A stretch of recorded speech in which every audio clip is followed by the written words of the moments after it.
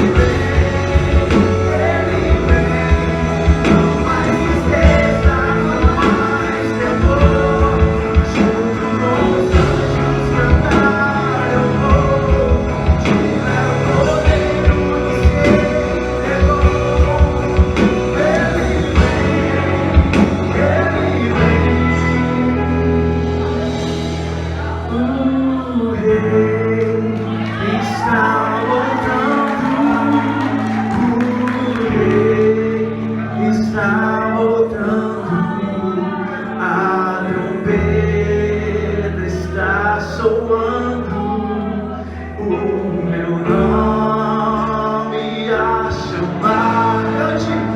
O Rei está voltando. O Rei está voltando. A trombeta está soando.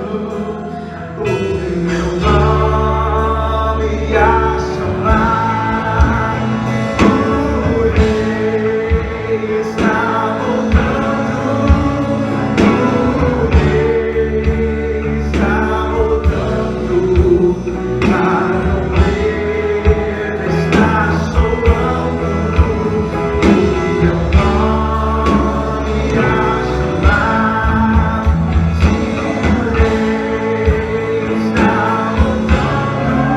O Rei está voltando. Aleluia. Ele veio nos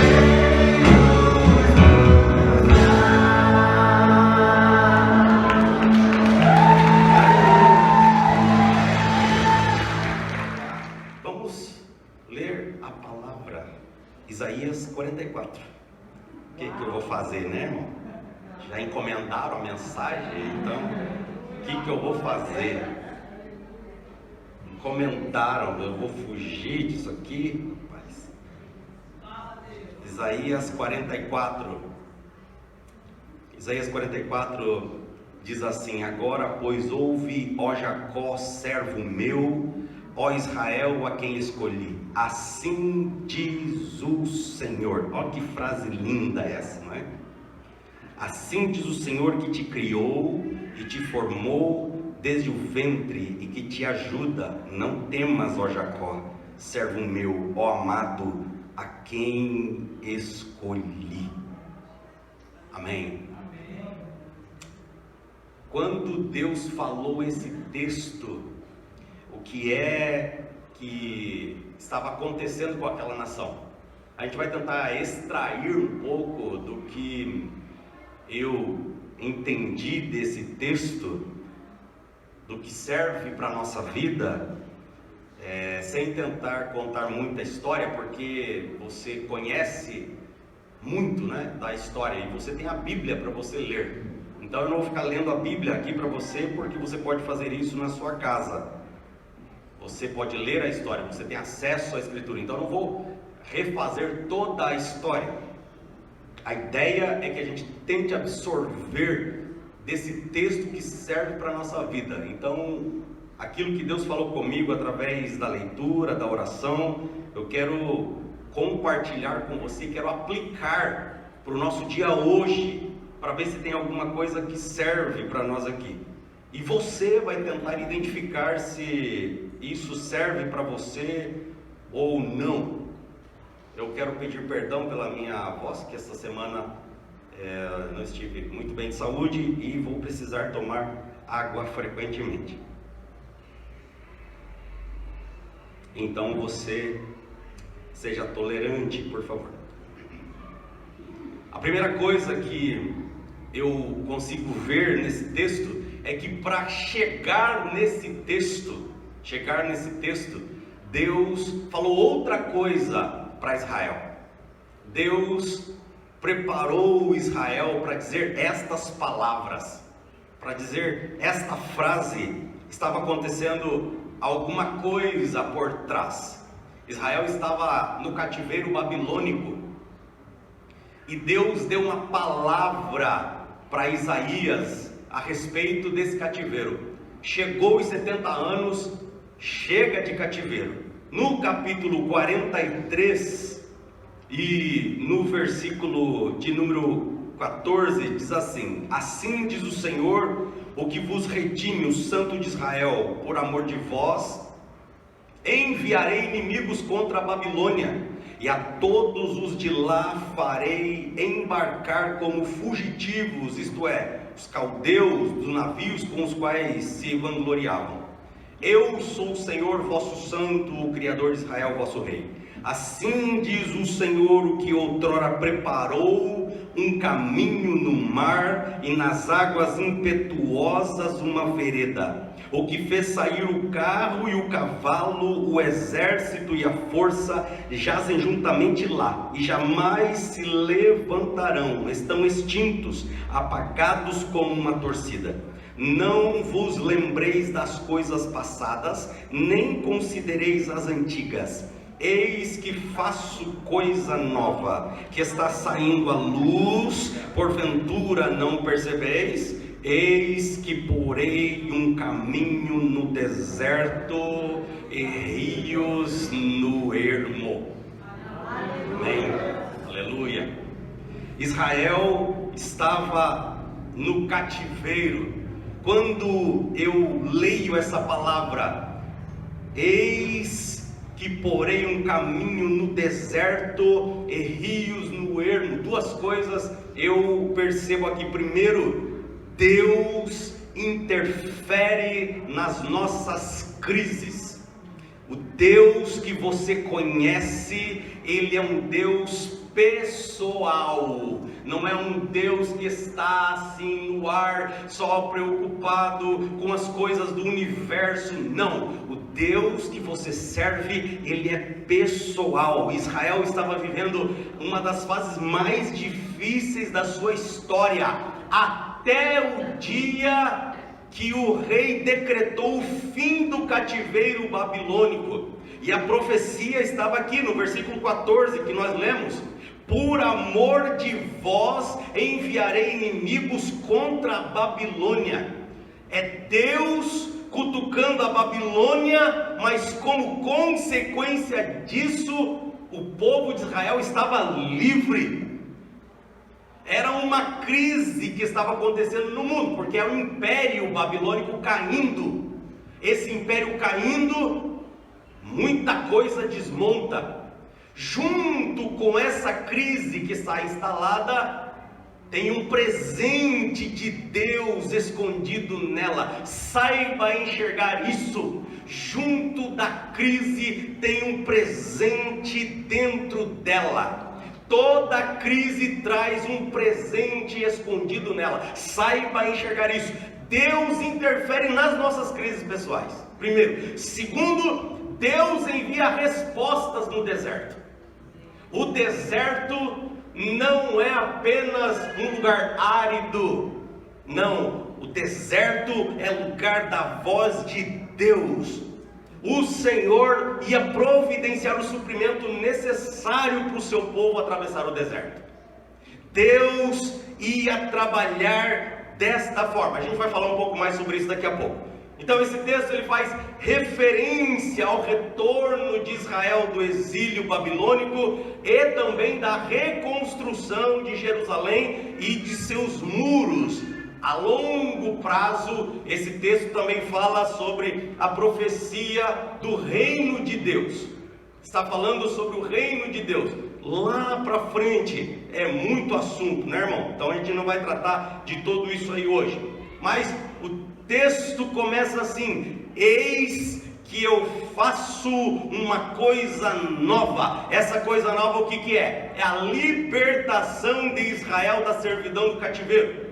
Lembre-se que Israel foi levado ao cativeiro no ano 598 a.C., numa viagem que em linha reta são 750 quilômetros.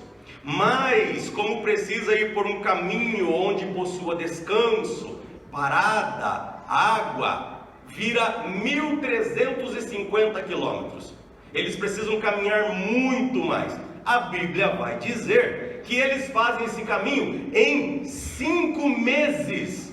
Os escravos têm que caminhar 5 meses, isto é, 150 dias de caminhada. Tudo isso para evitar o deserto que está em linha reta. Então eles fazem um caminho assim em forma de U ao contrário, para que eles façam o caminho da água até chegarem na Babilônia. Então o texto que nós lemos diz que será aberta uma estrada no deserto e que Israel escapará por ela. E então fluirão rios nas terras secas, isto é, livramento e provisão para todo tipo de necessidade material e espiritual. Essa é a promessa do texto.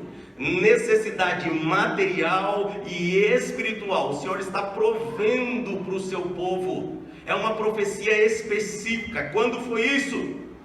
Quando o versículo 16 ele traz uma referência: assim diz o Senhor, o que outrora preparou um caminho no mar e nas águas impetuosas uma vereda. Deus está dizendo: eu sou o mesmo que outrora preparou um caminho no mar e fez nas águas impetuosas uma estrada. Eu estou dizendo que agora eu faço uma coisa nova. Eu não estou falando de caminho no mar, não. Agora eu vou fazer um caminho no deserto. E mais uma coisa: não vai morrer ninguém. Aleluia! O povo fazia de tudo para evitar o deserto, irmão, porque no deserto é morte na certa. Mas Deus está dizendo: no meu deserto não.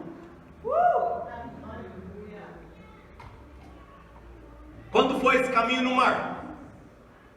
Foi saindo do Egito em direção à terra prometida.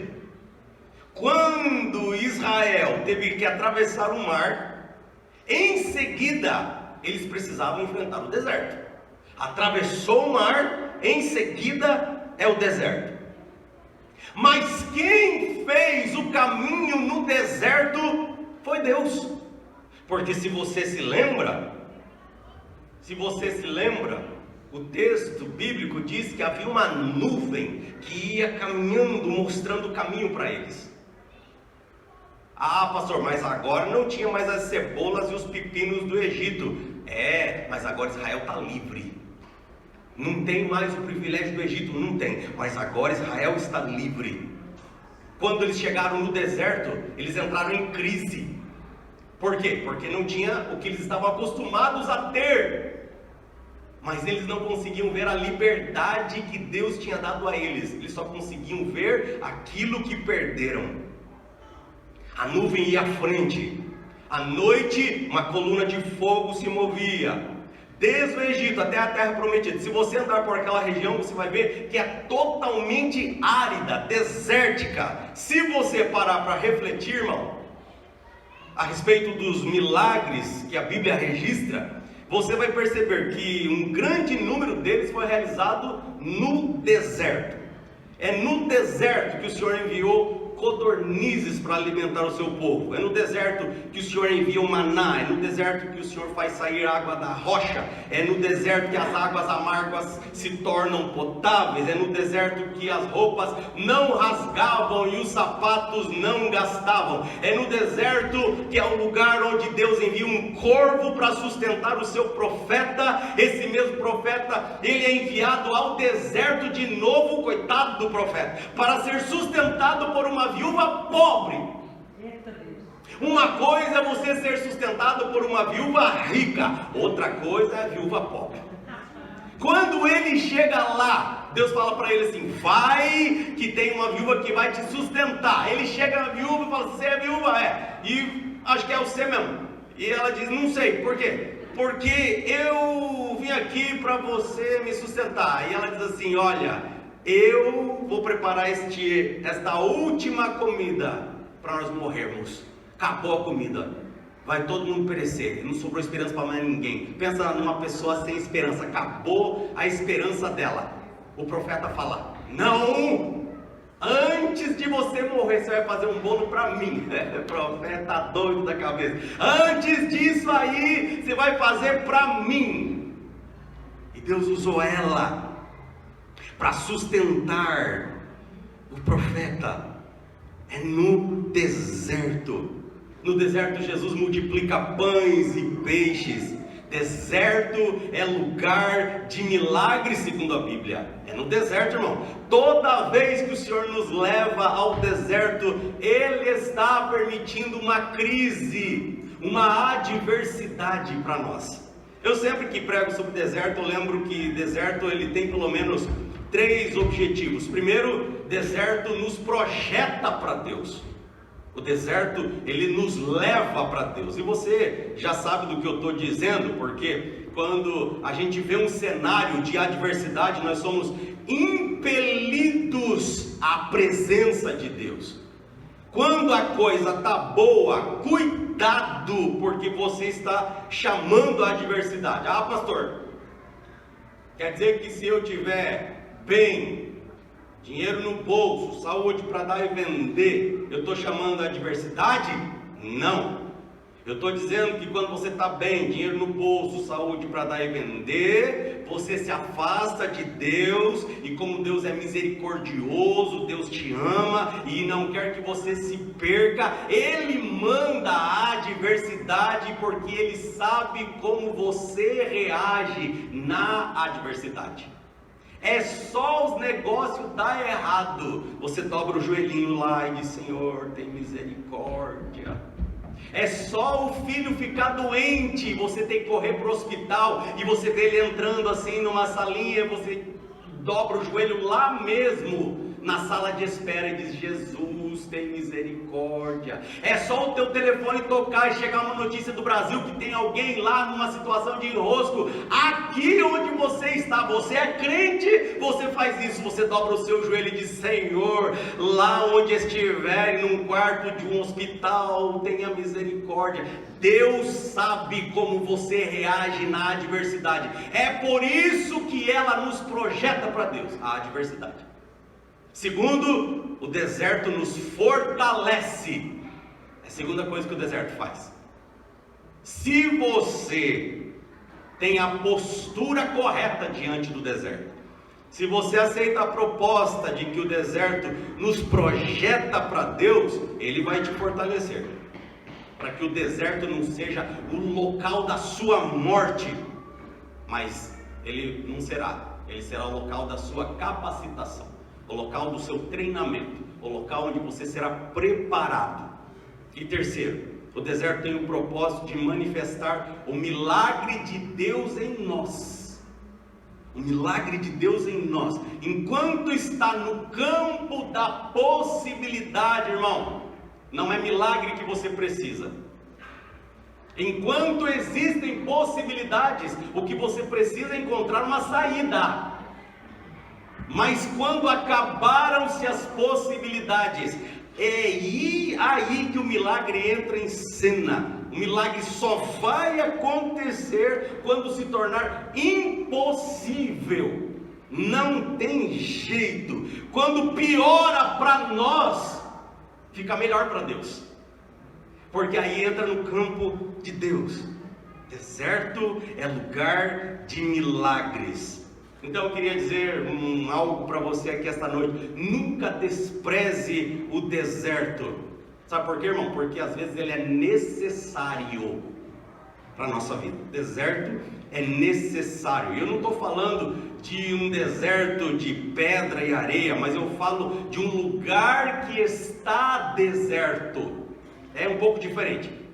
Jesus, ele sai de onde ele está, e a Bíblia diz que ele vai para um local deserto. O local deserto é um local silencioso, é um local longe da atenção.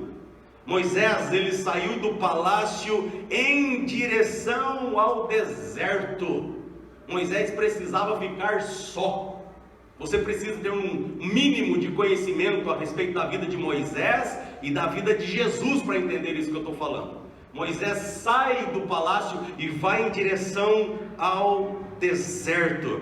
Existem momentos que é necessário estar só, ficar em silêncio. João capítulo 6, o versículo 1 diz que Jesus se retirou para o deserto com a intenção exatamente disso, de ficar só. Essa era a intenção dele. Algumas vezes ficar só é a única coisa que a gente precisa, a ausência da presença humana. Já celebrou quando saiu todo mundo da sua casa naquele dia? Saiu todo mundo, você escutou a porta bater, pum! você dá um grito lá dentro, aleluia! Os flatmates tudo, irmão, saíram. É difícil demais. Difícil demais eles saírem todos. Você ficar com a casa só para você é um milagre de Deus. E uma bênção também. Toda aquela cambada saiu da casa e você está só. Então ficar só é um privilégio, sometimes, de você estar sozinho, distante de movimentação, de barulho, de agitação. Jesus sai da zona de conflito e ele vai para um lugar deserto. Eu queria dizer isso a você aqui esta noite. Saiba a hora de se calar. Saiba a hora de se afastar, saiba a hora de sair de cena, de se recolher, de ir para um lugar reservado, onde você estará a sós com Deus, sozinho com o Senhor. Precisamos entender que muitas vezes Deus quer falar conosco, mas a gente está no meio de uma barulheira toda, que a gente não consegue ouvir a voz de Deus, é a turbulência. Deus não vai tocar trombone, trompete, sei lá o que você entende barulhento para chamar a sua atenção, não. Deus vai falar cochichado no seu ouvido, mas Deus fala. Você vai ouvir a voz de Deus no silêncio. São muitas vozes ao nosso redor. Você está ouvindo a mídia, você está ouvindo os seus amigos, você está ouvindo o patrão, você está ouvindo o jornal, você está ouvindo as estatísticas, você está ouvindo pessoas que concordam com os seus erros. Mas quando você parar para ouvir a voz de Deus, você vai ver que na voz de Deus há direção para a sua vida. O problema é que às vezes a gente não concorda muito com a direção que o Senhor quer dar para nós, e aí a gente prefere não ouvir esta voz. Moisés sai dos holofotes do palácio, sai do grande centro, vai para o deserto. Lá no deserto Deus fala com ele. Deus tem uma multidão que precisa de Moisés. Olha isso. Moisés sai do holofote e quando ele chega no deserto, Deus está falando para ele: olha, eu preciso que você cuide de um povo. Jesus vai para um lugar deserto para ficar só, mas uma multidão vai atrás dele, é o que diz a Bíblia. Embora Jesus quisesse ficar só, havia uma multidão que precisava dele. Às vezes a gente quer fugir das pessoas, mas Deus te leva a lugares que você é necessário, onde precisam de você. Você sai de um lugar e Deus te leva para onde você é necessário. Muitas vezes a turbulência está naquela multidão, mas existe outra multidão te esperando, precisando da sua palavra, porque ali você é necessário. Moisés saiu do palácio onde ele era desprezado, foi para o deserto e lá ele era necessário. Deus precisava de Moisés no deserto. A Bíblia vai dizer que Jesus, ele é expulso por uma multidão de uma cidade chamada Gadara, e quando eles cruzam o mar da Galileia, tem outra multidão lá esperando por ele. Por quê? Porque ali ele era necessário. Deus nos deu dons e talentos.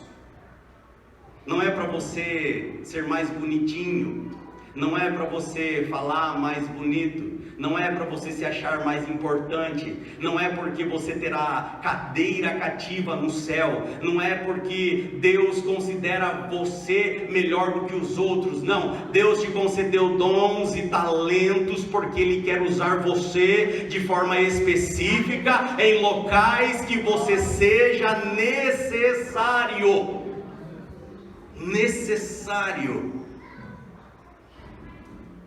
Preste atenção.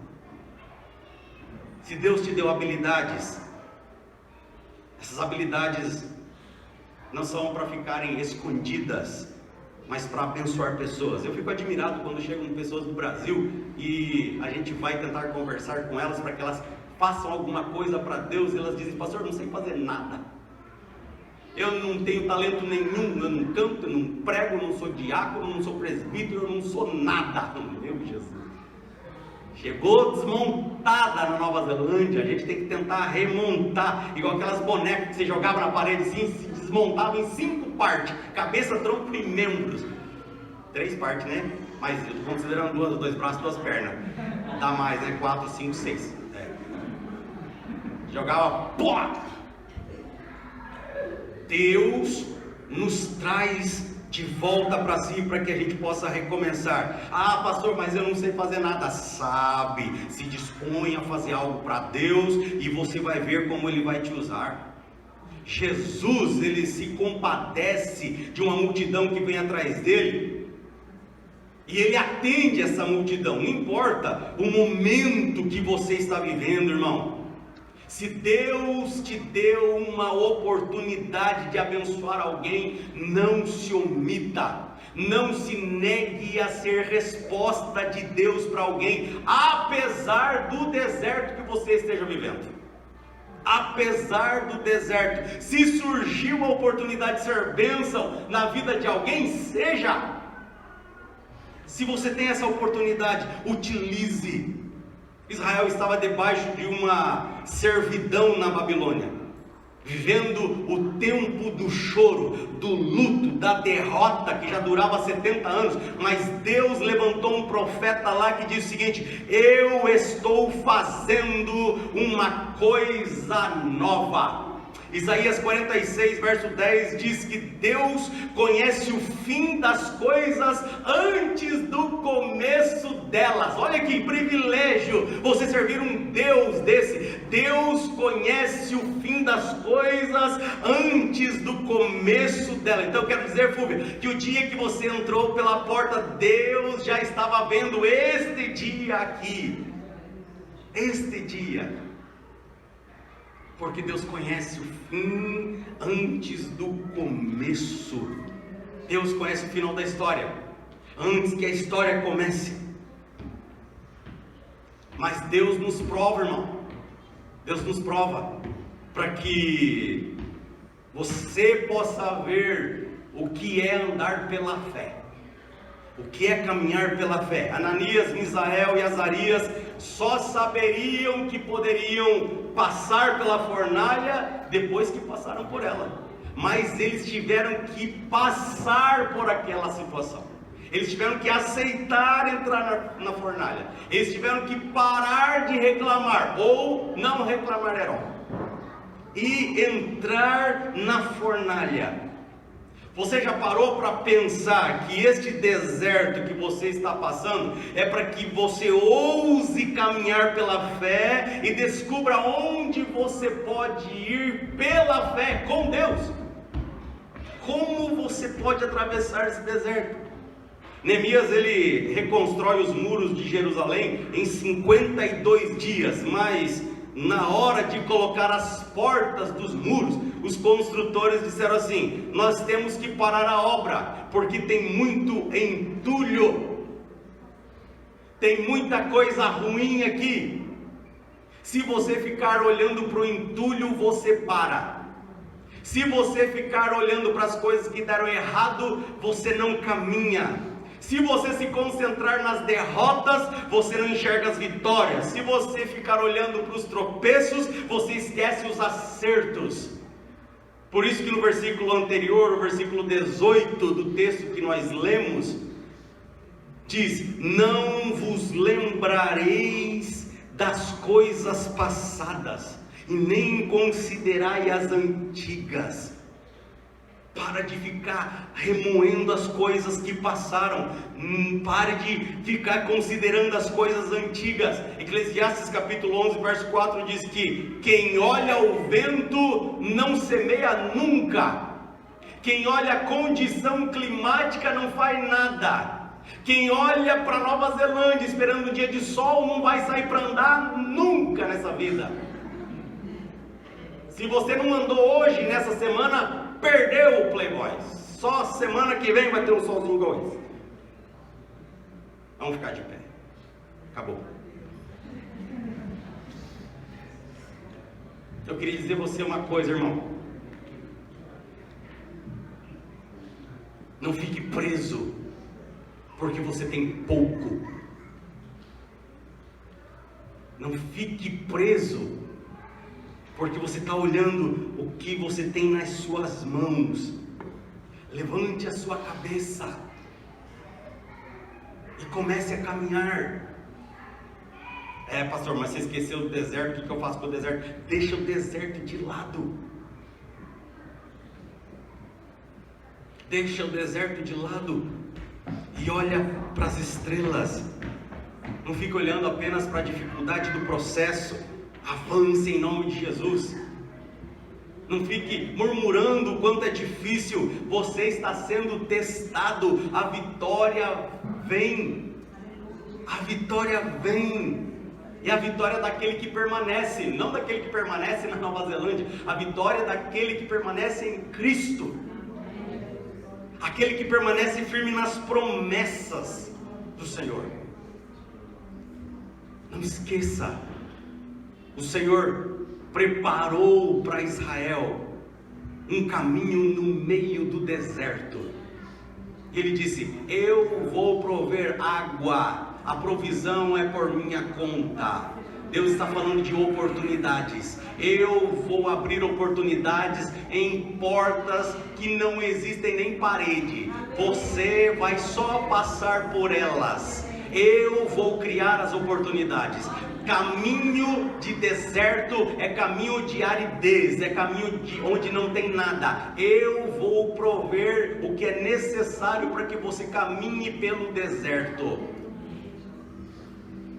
Deus proveu para Israel. A nação está lá, irmão. Eles vieram da Babilônia e construíram o seu país. Essa é a maior prova de que a profecia se cumpriu. Então eu queria fazer 3 convites aqui. Já foi orado, quase que nós terminamos o culto naquela hora que nós oramos pelos jovens. Estava bom demais, eu poderia ir para minha casa. Mas eu gostaria de orar por você que está há 1 ano, 2 ou 3 na Nova Zelândia. Quem está 3 anos chegou agora. Chegou agora. Quem está há 3 anos chegou agora. Deus precisa falar contigo, irmão. Deus precisa falar contigo, irmã. Estratégia, direção e consolo. Você precisa de 3 coisas. Quem está aqui na Nova Zelândia, 1, 2 ou 3 anos, você precisa de uma estratégia de Deus, de uma direção e também de consolo. Eu queria orar por você. Se você está aqui, eu queria que você viesse à frente, nós vamos orar com você. Segundo convite, você que precisa de algo novo de Deus. Pastor, se não acontecer alguma coisa na minha vida, eu vou enlouquecer nesse lugar, pastor. Se você precisa de algo novo de Deus, eu queria orar por você. Se você parece que está andando em círculos e está numa terra de espera, e está endoidando, eu quero orar por você para que Deus renove as suas forças nesta noite e algo novo da parte do Senhor venha sobre a sua vida. Ah, pastor, mas já aconteceu algo novo. Então fica aí no seu lugar, não sai daí não. Não estou falando com você, fica aí. Eu estou falando com quem está endoidando. Não precisa ficar com vergonha não, irmão, porque senão eu vou descer aqui também.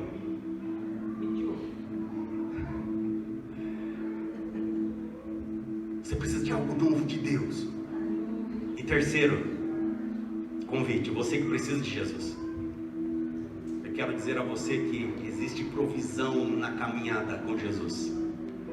Quem anda com Jesus tem cestos cheios, tem pão para comer, se alimenta, tem tempestade no barco, logo ali, irmão, mas o pando está cheio, dizia minha mãe, está cheio, porque Jesus alimenta, Jesus não deixa faltar nada, Jesus sustenta, tem provisão, você está satisfeito, você está alegre, é deserto, mas você está com Jesus, irmão.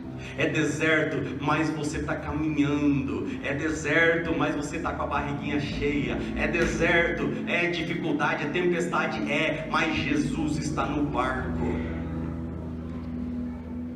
Amém? São esses aqui? Podemos orar? Feche seus olhos aí onde você estiver.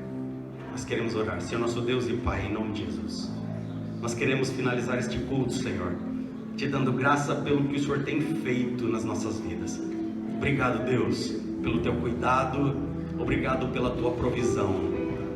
Nesta noite, Senhor, o teu povo está reunido numa noite de celebração, onde podemos ver a tua mão, a tua provisão, o teu cuidado, Senhor.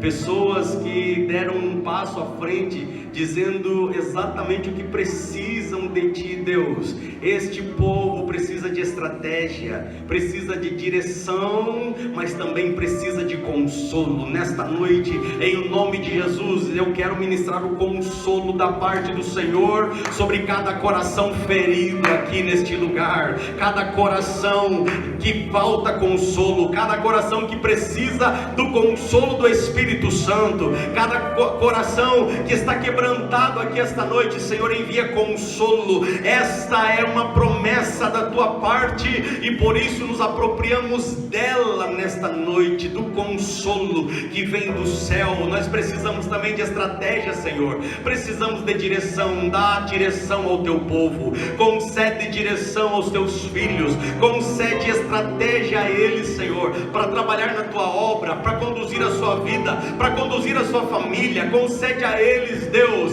a direção vinda do céu, a palavra boa que vem dos teus lábios, Senhor. Nós não queremos ser movidos pelo coração, pelo impulso da nossa carne. Não nos livra disso, Deus, mas que sejamos movidos pela voz que vem da tua boca, que vem da tua palavra, que vem de ti, Senhor. Também oramos por aqueles que precisam deste algo novo que está na tua palavra, Senhor. O teu povo Israel experimentou um algo novo e nesta noite a tua igreja precisa deste algo novo. O teu povo precisa deste algo novo. A igreja, Senhor, as famílias precisam de um algo novo. Este algo novo tem que vir da tua parte. Se não é só movimento, se não é só barulho, se não é só dança, é só coisa da carne, nós não queremos isso, não. Nós queremos um movimento que vem da parte do céu, do Espírito Santo, do provedor, do consolador, aquele algo novo que muda a nossa trajetória, a nossa vida. Senhor, tem gente aqui, Deus, que está vivendo um círculo vicioso, mas precisa da ação do Senhor para que esse algo novo aconteça. Nós ministramos sobre eles a novidade de vida, Deus, para que o Senhor encha e preencha os corações dos teus filhos, aqueles, Deus, que precisam de uma experiência contigo, Jesus. Nós queremos ministrar a comunhão nesta noite, que eles encontrem os laços carinhosos da cruz e possam apegar-se a ti. É o que nós te pedimos nesta noite, ministrando a tua palavra em nome santo e poderoso de Jesus. E todos dizem amém. Tome seu lugar apenas um minuto.